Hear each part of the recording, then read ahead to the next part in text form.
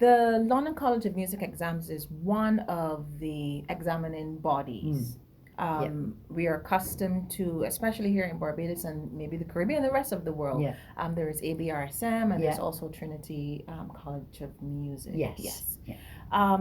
So in my understanding, all of them, you go through a very similar process. There are specific things you're looking for, etc., which people may say, they're the same. My question to you is, why is London College of Music exams different? London College of Music exams, you're dead right. We all go through the same process and we're all accredited the same. We are much more friendly. We are approachable. We are warm. We are nice. I'm talking about myself as well here, which is very big of me. But I'd like to say we're kind and sympathetic almost to candidates that walk through the door for an exam. We, as I say, we know what it's like to sit down and do an exam, and we want the experience a candidate has to be the best experience they can have. From the moment they walk in the door, we welcome them, we're smiling, the order of the exam, the components you have to do the exam, we tell them they can do them in any order they want, any order they feel comfortable. If they need a little bit of a break, sometimes some of them do, we give them a break. Of course we do. We're human and we understand they're human. And we don't know what they've gone through to get to this point to do the exam. Our job is to make sure they have a great experience while they're having it. But Kelly, it's not just in the exam room. With London College of Music, especially with East Point Productions Inc., Kelly's company, the whole experience is lovely. So the moment you send an email to Kelly, to East Point Productions Inc., to say, I want to do a London College of Music exam, you get kindness, you get warmth, you get attention, you get response. And from that point to you receiving your certificate at the end, that whole journey is lovely. You're told in advance exactly what to expect on exam day. You send them out information, don't you? You let them know what's going on.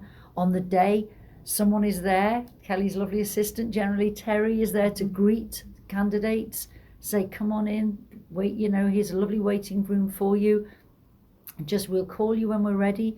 Hopefully the examiner's running on time, which is always good. We are really aware as examiners, it's important to try and run on time because you don't want anybody out there waiting, getting nervous.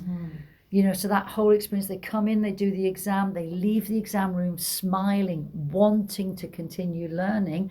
And as they go, they get a little treat off you. They get a lollipop, or they get to choose a nice little good message to make themselves feel good.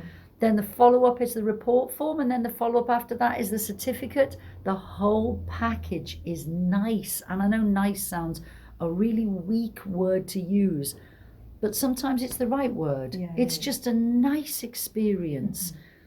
It's not cold. It's not calculated. It's not distant.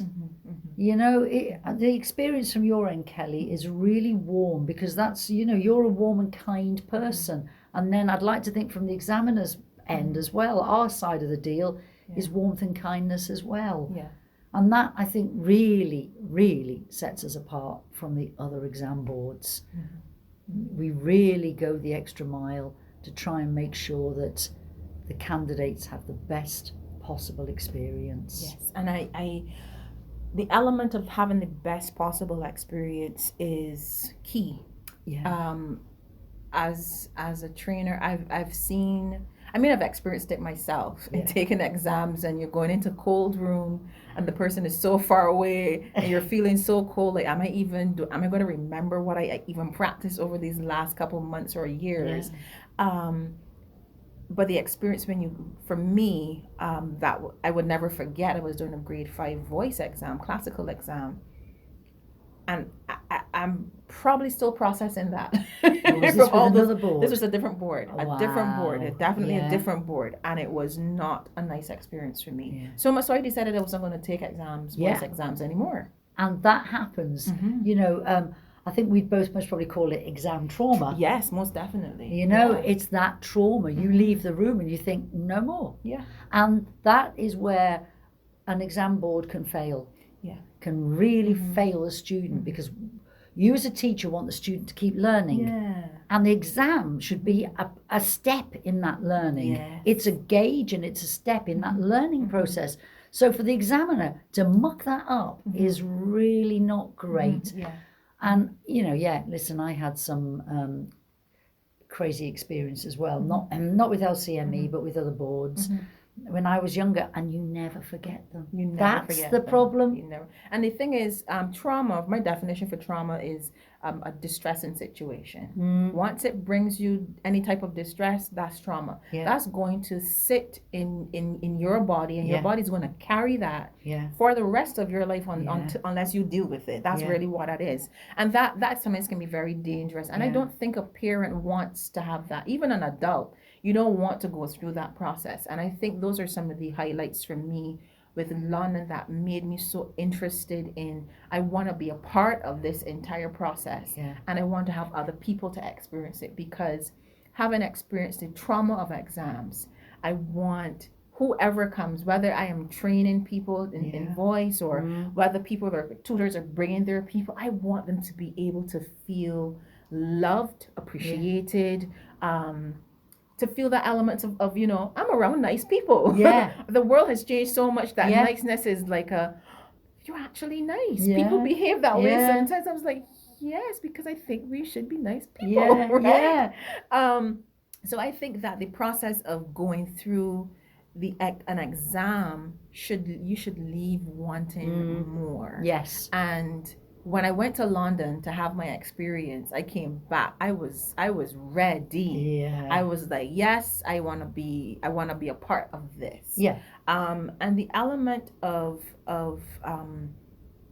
any form of distressing situation, which for me is trauma, can cause a person to it's just not the element of the music, but it lowers a person's confidence. It can destroy their self-esteem, their self-worth, their value, and you're wondering, am I good at anything else? And normally, we're talking about younger children. If it's a younger child, normally a child is involved in some type of activity, normally music, at an early age. And if they have that traumatic experience at that age, it's going to affect any other discipline they're going to go into, because it's not affecting just the discipline, but it's affecting the person. And I think that the more we can ensure that we have a pleasant experience for people, because we're human beings, it now gives them inspiration to try things and to become, you know, I've never done this, but I want to do it now. You know, I've never studied, and now because of this experience, I actually want to go and study further. Or I'm going to be nicer with my family or other people, my workmates, because of the pleasant experience they had through the process. And that's what's important for us here in terms of our center. It is. And I mean, unfortunately, it's human nature. If you have a bad experience, that's the one thing you focus on in your life. And there can be lots of good things happening around you. That one thing, but that one thing is all that you can remember. You can't pull any of the good bits out. You just remember the bad experience. And that is an utter failure if an examiner has inflicted that bad experience, and we are so aware of that. And you're right. It needs to be somewhere that's safe. They walk into somewhere that's safe. They're going to be able to, and even if, because what happens sometimes with candidates, they come in, they've done loads of preparation, and it just goes, you know, and they kind of crumble. And that's when we have to step up and say, it's not a problem. Should we start it again? How are you feeling? Do you want to start it again, or do you just want to leave that one, and should we move on to the next one? And you know, have a conversation with them that allows them to think, well, what do I want to do, because I've just forgotten stuff, as opposed to saying, well, I'm sorry, we have to leave that there now, let's move on. That's no way to deal with somebody who's just made a mistake, because we all make mistakes. But that thing of making sure we don't leave them with the one thing they're going to focus on for the rest of their life. Very much so. Thank you for sharing that.